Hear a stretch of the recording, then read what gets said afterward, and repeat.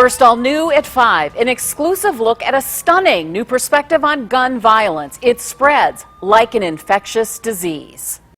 Gun violence has been in my life, all my life, as far as I can remember. One man right here in Cleveland can attest to the new findings. He says he and most of his friends have at one time been shot, spreading the gun violence throughout their social circle like a virus. News 5's Kristen Volk spoke exclusively with that man and has a closer look at this new, potentially groundbreaking research on the gun violence epidemic. Kristen. Lee, it's research that equates people who are sick to people who have been shot. Now, if you hang around someone who has a cold, your likelihood of contracting that cold goes up. The same goes for gun violence, according to this study. The more that you hang around people who have been shot, the more you put yourself at risk for being shot. I know about more than 20 friends of mine has died from gun violence, and probably more than 20 friends of mine are still alive with bullet holes in them. He calls it a way of life here on the streets of Cleveland. When you used to hearing gunshots, you used to hearing about your friends getting shot. But really, he tells me there's no other option. You carry a gun, you fire it at times, and sometimes that bullet comes back to you.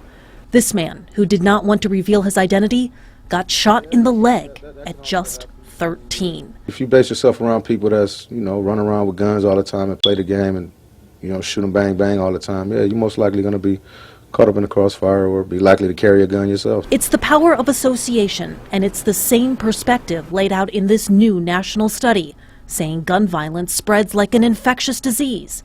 Your risk of being shot increases if you associate with others who have been shot. This local pediatric trauma surgeon says that's exactly what's happening here in the Cleveland area, and he's warning his patients about it. I tell them that they have to make choices. They have to look at who they hang out with. Dr. Edward Barksdale says a majority of the gun violence patients he sees are associated with others who have been admitted here before for bullet wounds. We've found in Cleveland and many cities that 82 to 85% of those people who were shot are the result of some form of retaliation. People out here running around with guns wild. Some may call it a wild way of life, but for this man, he's used to it, unafraid of his own future, but fearful for the future of his loved ones. I got a 20-year-old son in the streets. I got an 18-year-old son in the streets. So, yeah, I'm very concerned.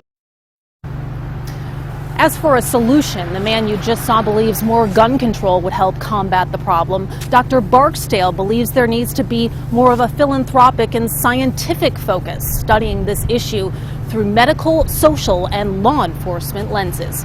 Live in Cleveland, I'm Kristen Volk, News 5.